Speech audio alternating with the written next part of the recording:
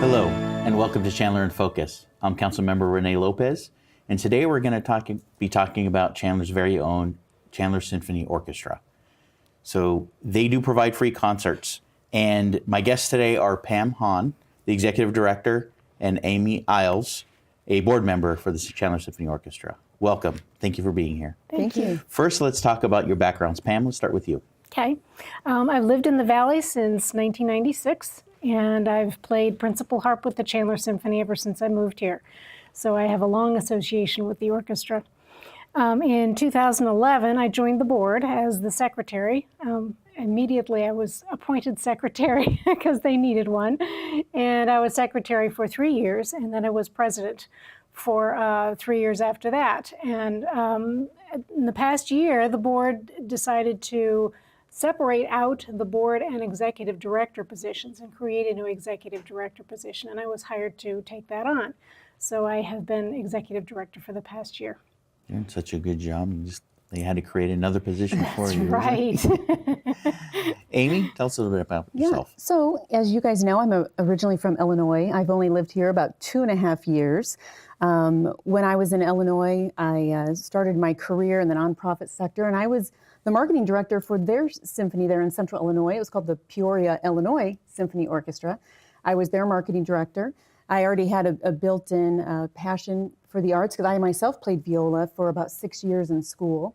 And then my family and I decided we really wanted to relocate to Arizona, and we handpicked Chandler, and one of the reasons was because of the Arts Association. So I sought out Pam a few months even before we officially moved here because I was hungry for the arts and where they were located, and I was so excited that there was a symphony in Chandler that I could volunteer with.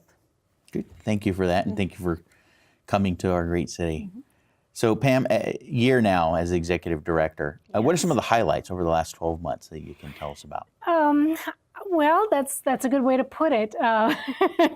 Every new job has got its downlights, but the highlights, I think, have been that it's a new position, and so it's pretty much something that I've had to discover on my own. And I've spent a lot of time getting used to being just the executive director and not the president of the board. And I've been helping the board to get used to having an executive director. And I now report to the board, so I am accountable to them for every decision that I make.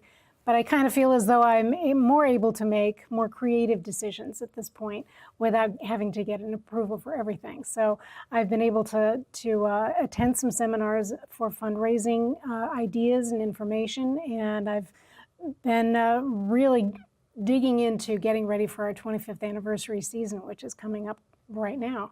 And I have been forming committees and getting the plans together for those. Good. Yes. Keeping active. Yes. And Amy, what you said you'd been involved now you've been on the board only for a couple of years, not only, but for the couple of years you've been here. But you were on, in the arts before in Illinois. What got you interested in the arts in the beginning? Yep, because when I was in grade school and I was in 6th grade, the symphony from my town came into my grade school, and they performed and taught. Did like an assembly and showed all of us students different instruments, and I was just captivated, and I knew I wanted to play a stringed instrument. So, that's why I'm so passionate about the arts and introducing young children to the arts. So that's where it started for me. And then like I said, I played for 6 years. I took private lessons, and then one of my first jobs out of college was for the Symphony Orchestra. Yeah. So. And you still play? I don't. I don't still play. I have it still though. I do. Good. But it's never too late. That's right. Yes. I could pick it up like riding a bike, I'm sure. Yeah. So in the Chandler Symphony Orchestra, the history on it's also very interesting. So Pam, you want to tell us a little background on where the Chandler Symphony Orchestra really started out and how it's came to Chandler? Well, it started in 1993 officially. I've been told several different stories, but the official story is that Jack Harriman really wanted to have an orchestra in the Chandler area. He had a lot of trouble finding a place to rehearse for the orchestra to live. So he started out in just basically a classroom, an unused classroom at Mesa Community College. And of course that wasn't Chandler. So it was not long after that he started to look for places outside of Mesa and to bring it back to Chandler. So as the years went by, the orchestra started to grow. It grew in reputation. Originally, the musicians had to pay to play in the orchestra. That's commitment. It is. It is. That is dedication. And a lot of the community orchestras start out that way. And the goal is to not require that, because that gets old after a while. Right. So the orchestra did progress to the point where that was no longer necessary, and it became self-sustaining. It has always maintained the mission statement that it will provide these classical music concerts free of charge to the public. And that's been from day one, and we've stayed with that all the way along. Jack Harriman is still our conductor at almost 88 years old, and he is very proud of what this organization has become. We've grown from just a few people that were paying to play to an orchestra of sometimes 100 people on the stage at the Chandler Center. So, and people come back every year, the same musicians. We've got a lot of people that have been on the stage since 1993. And I think that's something to be proud of. Since the beginning, still have members. And Jack, I've done a couple of Chandler Focus with him before, and his commitment and his vision to keeping this going after 25 years is great, and it's a testament to his commitment. It is. To the community, and again to the arts, to the young people, trying to bring them in into this. It's been outstanding. Yes. So and the musicians are all volunteers. That's right. So as you mentioned before, countless hours of practicing and even during the performances. So do the musicians need to audition prior to getting involved? Like you said, we can vary at times. And my assumption also is that you have maybe not so many violinists that you need, or maybe too many tuba. How does that work for new musicians that want to come in? Okay, good question. That in general, the orchestra as a body is composed of people who have either been in the orchestra for a long time, or if we get new people who come in who want to join the orchestra, then yes, we do ask them to audition. And that's especially true for string players. We have a lot of string players, a lot of violinists in the orchestra, and some people come in who sort of kind of know how to play the violin, but might not be so great. So Jack really wants to hear them, and there are times when he'll turn people down. So they really have to fill a standard for him to be able There's still to a quality. I mean, Yes. it is voluntary, but Yes. it still needs to be a certain level of quality Exactly. of Yeah, that's performance. What I correct? was going to say, Renee, and I was so impressed with the orchestra. It's so special because of that. Really, they're professional musicians who are so dedicated and so happy to have a place to play that they're volunteering their time. The orchestra I worked for back in Illinois, it was fully paid. It was, you bought tickets, the musicians were paid. This is people volunteering their time. Jack wants to share the music and introduce classical music to everybody. He wants everyone to have access to it. And that's really special. That's unique. And it takes the city support and all of the community support to keep it going. Yeah. And talking about the instruments, Yes. you've mentioned some of the strings, but it's getting more so. Attending a few of the concerts, it's one of the big things that I've really liked too, is when the conductors or through the process, you've kind of singled out some of the instruments to tell the difference between a violin and a viola, and some of the cellos and the basses and the Exactly. horns. Give us a little some more information on the whole ensemble of instruments. What in the it's made symphony of. orchestra. Okay. In general, the orchestra is made up of the strings, which are two sections of violins, first and second. There are the violas, which are a little bit deeper sound. There are the cellos, which are the bass sound, and then the bass, which is the super low bass sound, which is the bottom of everything, the bottom note of the chord. And then the woodwinds consist of the oboe, the flute, clarinet, bassoon. And sometimes the horn is considered, the French horn is considered a wind. Sometimes it's a brass. It's actually made of brass, so it's up for grabs. And then there's the rest of the brass section, which is trumpets, trombone, tuba, and sometimes French horn. Then there's the percussion, which is just the whole gamut of noisemakers, you might call them. Percussion is the most fun. That has the most interesting voices that are added to the orchestra and accents, and the timpani is considered to be part of percussion, but it's a separate a separate instrument because it's one person generally who plays 3 or 4 of those big tuned drums, and that's a very specialized skill.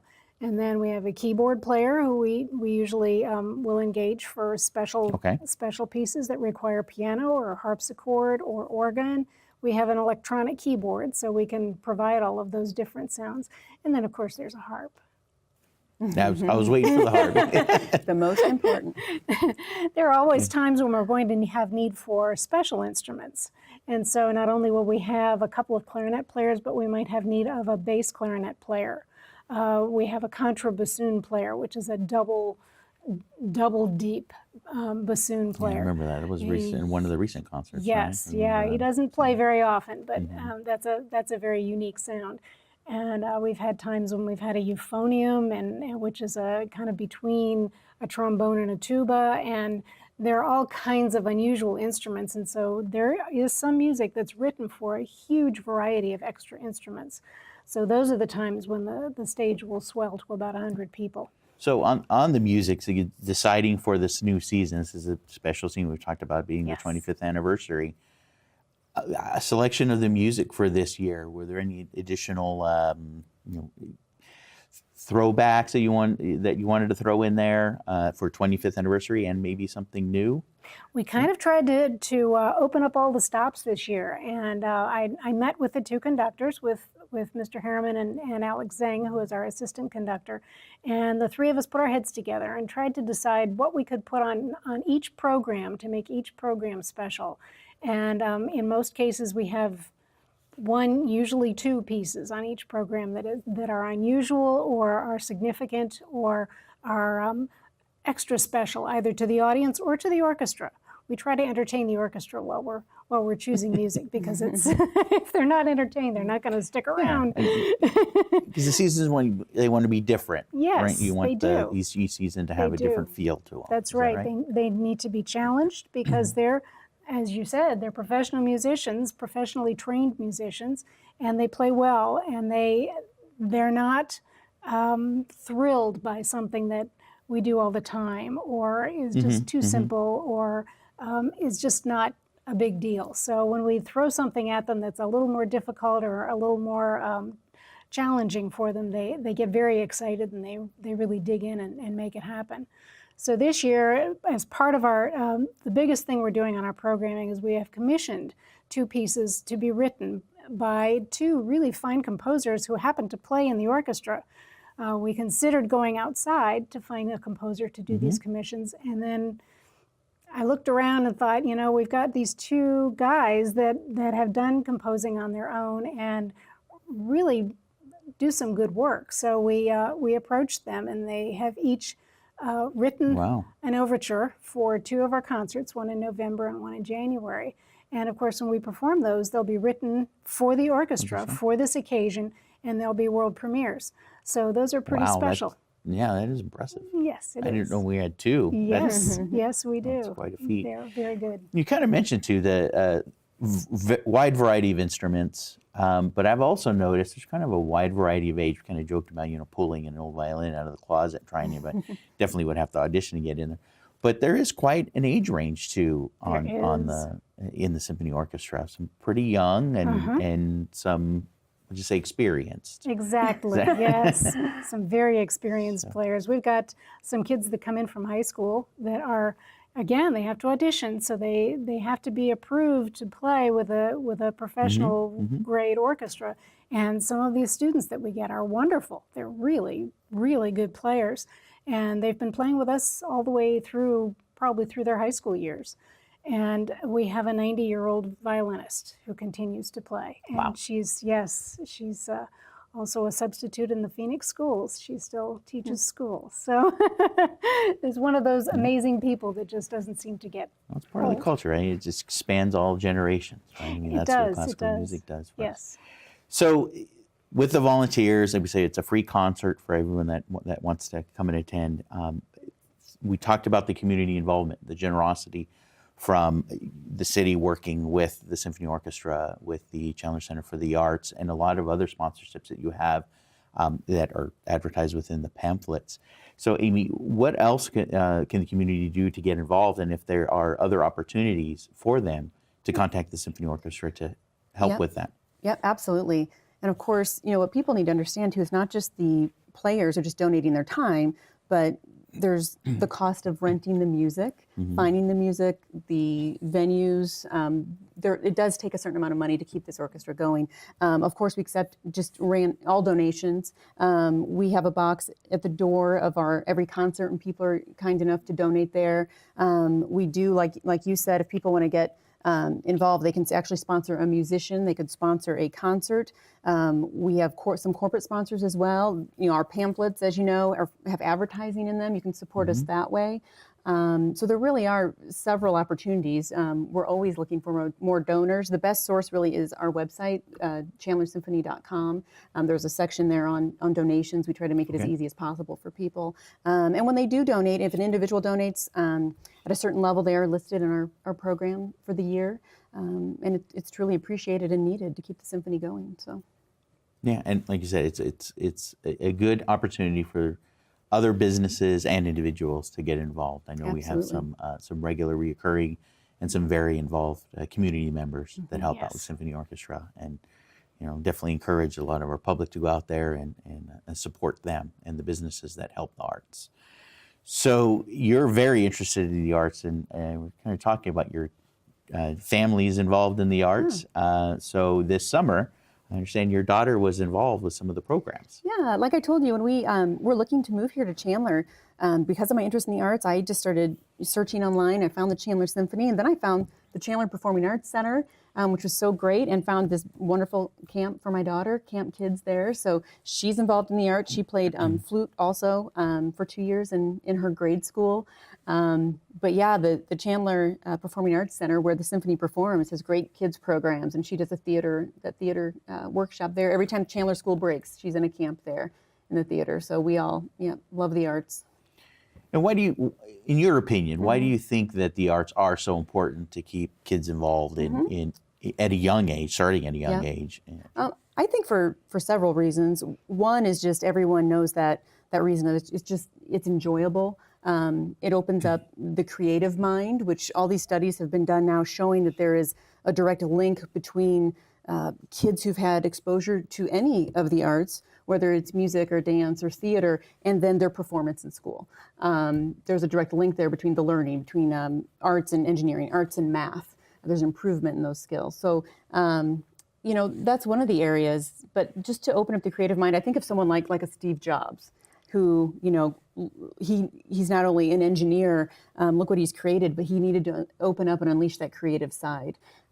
So it makes kids diverse. That's one of the things I love about having my daughter in the arts too. Exposes her to all kinds of different people and cultures and kids. When she just now went on to Santan Junior High, and not only does she know some kids from her grade school, she knows all these arts kids because she went to the camp. But it really exposes them to just a lot of different cultures and different experiences that they wouldn't normally have. Right. But also for the city too, I think it's important because it brings people in. Every time we go to an art event, then we go find dinner, and we, brings in tourists and good musicians who are looking for a place to play. So it helps us all. Good. Yeah, it helps the kids and us, even as adults. Absolutely. Open up our world, open up the diversity into the different people that are involved in the different arts. You never know who you're going to meet. That's right. So thank you for that. And so we are coming up on the 25th anniversary. Yes. And as you said, this season is going to be a special season. So we have a couple of special events planned, my understanding. First one I wanted to talk about was one that I also happen to be involved in, which was the Star Wars Fan Fest. So Amy, share some details about the event with our public out there. So Star Wars Fan Fest, first annual, put on by the Chandler Symphony Orchestra in the city. It's Saturday, December 9th, 2 o'clock to about 8:30. And we really wanted this to be, as you know, a way, it's a free event, family event, not only are all of us Star Wars fans excited about Episode 8 coming out, but it was a great way to tie into that and to build some excitement again about the symphony. Talk about reaching kids. A lot of people don't even know Chandler has a symphony. What a great way to introduce people and have fun. So you guys can help me if I forget some of the details, but we've got all kinds of hands-on STEAM activities going on, science activities on site. Orbital ATK is going to do some rocket launches, Star Wars costume contests. And of course, the big finale at 6:30 is going to be the symphony is going to perform for 30 minutes. Some of the John Williams Star Wars music we all love, Out Under the Stars. There's going to be fireworks. We were just really hoping to create a really fun family event and at the same time introduce people to the Chandler Symphony. It's not necessarily classical music, but that's how it starts often with kids. Get them to understand the scores of all their favorite movies and TV shows, start there. And then maybe they branch out and go, let's hear some classical music. So it's a great way to reach families. So again, free event, food, beverage. In location? Oh, of course, here at AJ Chandler Park. AJ Chandler Park at the outside stage. Yep. Yeah. So the whole area there will be taken up. I think it keeps on growing. We have a few months still going. So there is a website, I believe, right? Yep, StarWarsFanFest.com. Still opportunities for sponsorships and vendors. So and that's the way to find out more about that is StarWarsFanFest.com. Yeah. And I have to say, hearing it live, hearing it in a theater again is great. But attending a symphony orchestra concert live, and especially with something that you may, I associate with my childhood, with the John Williams scores, hearing that live is very different. Yes. It's very life-changing. It is. You get to see actually how some of those sounds are made and to actually see the instruments being played. And I think the orchestra is going to have fun with it too. I'm encouraging them to find costumes come October and get ready for this. You talked about having fun. So are some of the musicians, when they heard about this coming about, they are getting excited. They are really getting excited. I'm getting all kinds of yes, I want to do that signups. So I think it's going to be a really fun event for everybody. Yep. And this is going to introduce a lot of those kids. Like we were saying, this could be their first time they've seen some of these instruments live, and it might spark their interest in pursuing music. So. Yes. Yep, and also throw out that as part of the program, like you said, is a STEAM event. So Orbital ATK, Intel. We're also going to have the library. Chandler Library is going to be out there doing some readings. We're going to have some books available for some of the children.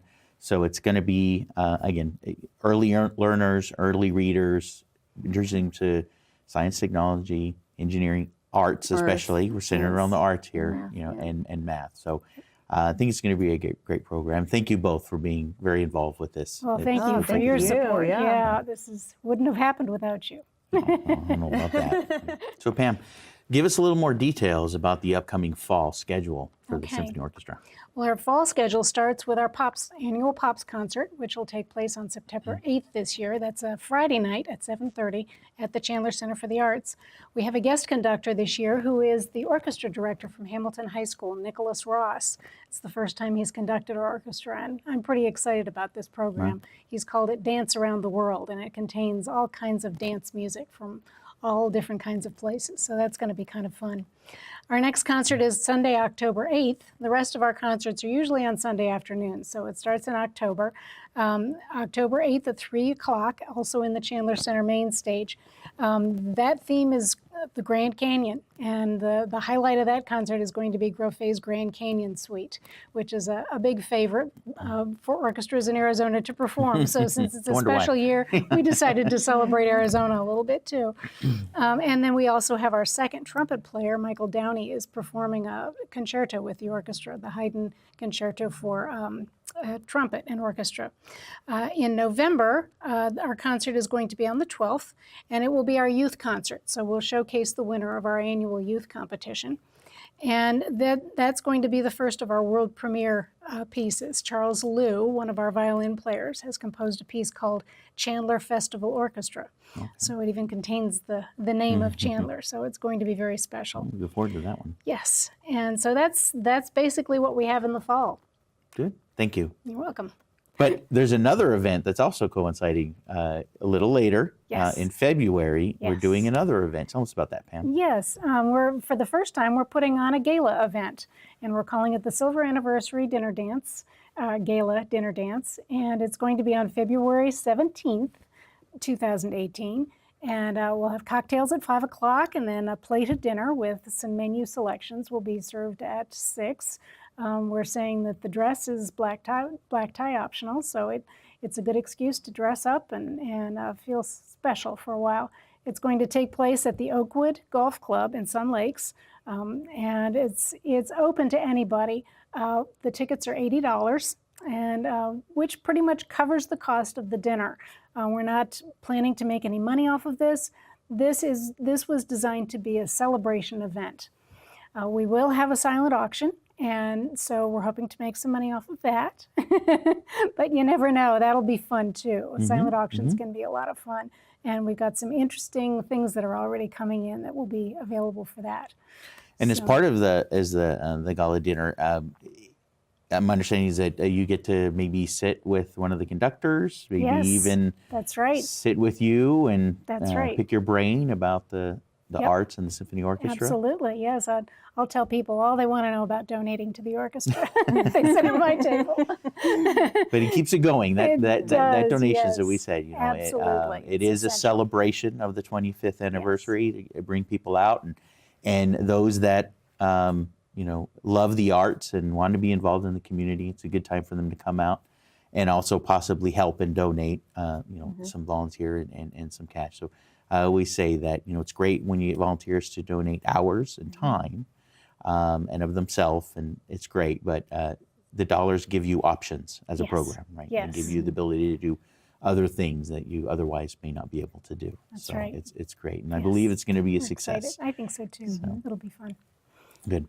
So with only a few minutes left, Amy, is there anything else you'd like to add in about this year? No, I think I really encourage everyone to come out, to come out and check it out. Like we said, it's there's no admission to go. I think it's a great alternative for younger people, even like for a date night, girls' night out, grab coworkers, go out. Everyone should go and say that they've been to the Chandler Symphony Orchestra, at least once. Go check it out. That's what I would encourage people to do and see what they think, because it's really a neat orchestra. Yeah. Experience it at least once, and you may figure out that you really enjoy it. probably right? come Exactly. back. Exactly. And Pam? And because we're a volunteer organization, we always need more volunteers. Especially this year, we have extra activities, so we're going to need some extra volunteers. So we'll need lots of volunteers for the Star Wars Fan Fest, and we'll also need some extra volunteers for the gala. So there are places to apply for that or to make contact and find out more about that on our website, chandlersymphony.com. Okay. Thank you both. Pam, Amy, thank you very much for coming and talking about the Chandler Symphony Orchestra in the 25th year. Thank you for all your volunteer hours, too. We appreciate your time. Thank you for watching Chandler in Focus. I'm Councilmember Rene Lopez. Be sure to watch us next time. Thank you.